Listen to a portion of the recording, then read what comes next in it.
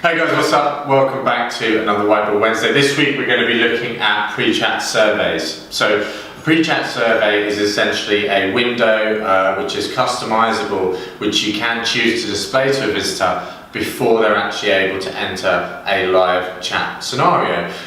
You will sometimes see them being used and sometimes see them not being used. So today what we want to talk about is what exactly can you do with the pre-chat survey, and then also talk a little bit about some of the use cases, and then touch on some of the pros and cons, and then we will be finished with this particular installment of Whiteboard Wednesday. So, pre-chat survey typically can look something like this. Obviously, probably a bit better, you would hope, than my artistic representation. You can have different fields, different drop-down menus, you can have different options or buttons, and you can have bigger free text fields as well. So, kinds of things you can look at in a pre-chat survey. You can ask for people's name, first, last, etc. You can ask for their email. You can also, which is quite a neat trick, use a double opt-in method. So you have the email address and then something that actually allows them to box check and say, yes, I want to opt into a newsletter or something else like this. There are certain tools out there as well, live chat being one, where you can actually also log in with Facebook. So you can display a little Facebook button, and like you can log in with your Facebook account to other applications and services. You can also use that on a pre-chat form, and then obviously you will get their basic Facebook information profile. So it's quite a neat little feature. Questions are normally quite common in pre-chat surveys. So what can we help you with today, or how can we assist you today, or what are you liking? What would you like to talk to us about today? And often that gives, in some instances, the agents a bit of a head start. Asking someone, why exactly they're coming into the conversation can be a good conversation starter, quite obviously. Or you can do that again in the chat. One thing I would say, a little thing to watch out for if you are using a pre-chat survey question technique, is in a similar way to phone, you really don't want to be repeating the question.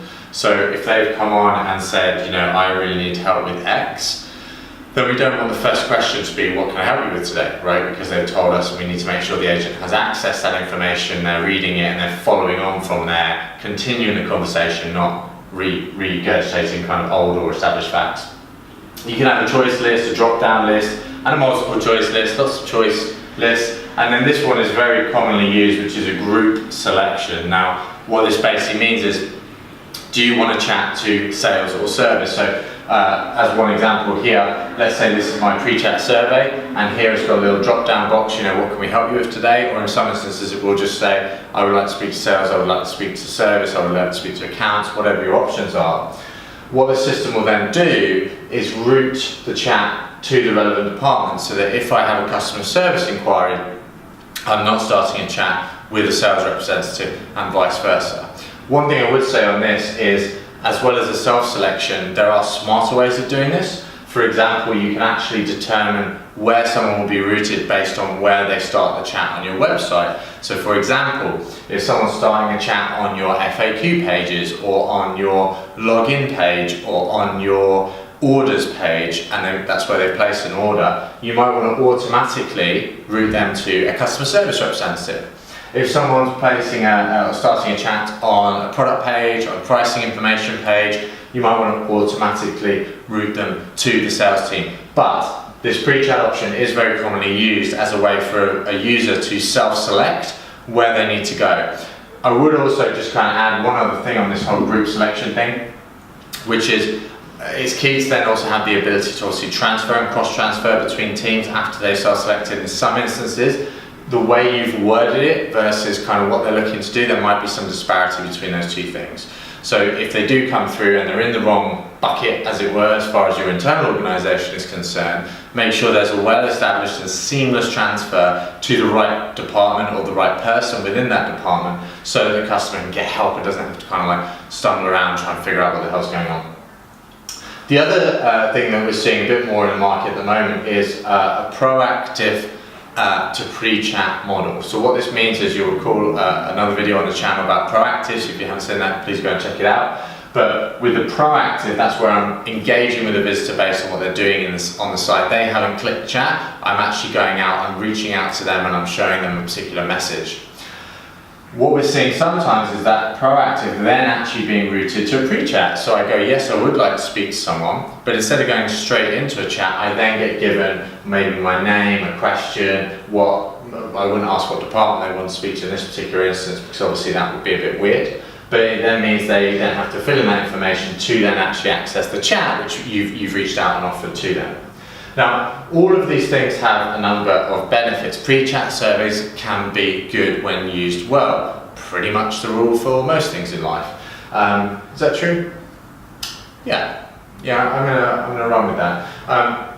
One of the big benefits you can have is obviously helping people to get to the right place, helping you as an organisation to establish key information that's going to help you serve and support that customer better. But one thing I would avoid most definitely is asking questions for the sake of asking questions. There is sometimes a bit of a thirst for, getting lots of visitor information, and what that essentially does is put up a barrier between you and the customer. They have to jump through a lot of hoops just to get to speak to you, and really, as far as we're concerned anyway, the organisation should be looking at ways of making themselves more accessible to their customers and driving better customer service, customer experience outcomes through the sales and the support journey, rather than creating barriers to actually access you and speak to you and asking you what your dog's name was or what your favourite colour was when you're 3. On the flip side, give you another positive, you can also route all this information and data into your CRM system. So that obviously gives you a richer data set than if you don't have a pre-chat, whereby there will be instances where people will, without a pre-chat survey, come in, have a conversation with you, not leave their information or details, and then leave, in which case you will only have a transcript. You won't have anyone to associate that with. And in certain markets, especially regulated markets like financial services, for example, it can often be very important that you can link back every conversation with every customer or potential customer for the purposes of record keeping and so on and so forth. So pre-chats do give you the ability to capture that information, enrich the transcripts automatically, and then feed that into the CRM through an integration of some form, whether it's through the API or Zapier or something similar to that. However, there is an argument, a counter-argument to the pre-chat, which is to say, let's remove all barriers to actually engaging with someone in a conversation. Let's let them speak to us, and based on their requirements, if we need to take their details and we've done a good enough job, they will give us their details, at which point we can append their details to the transcript. We can append their name, email, whatever information it is we're looking for, and then we can enter all of that into the CRM once the chat has finished. This is the approach that we tend to go with, especially in a sales environment. In a support environment, we still do use a number of pre-chats, often to delineate whether they're an existing customer or not, whether they've got an account with us or not, things like that. Less so for routing, because we try and do that intelligently based on things like page behavior, and definitely less so in terms of forcing someone to give us their information. I would always argue that if someone has chosen to give you their information at the end of the interaction, it's a higher quality engagement, because they didn't have to give you their information to speak to you.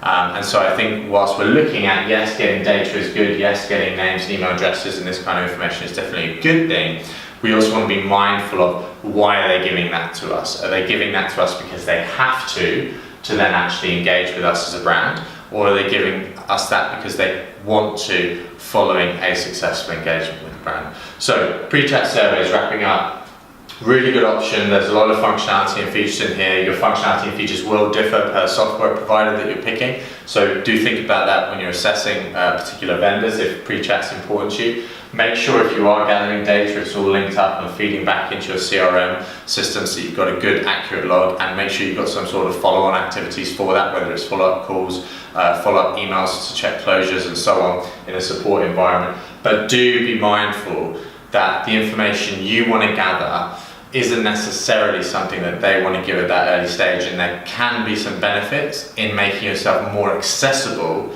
improving the quality of the service, and letting people choose to give you their information. That's not Whiteboard Wednesdays. I'm out.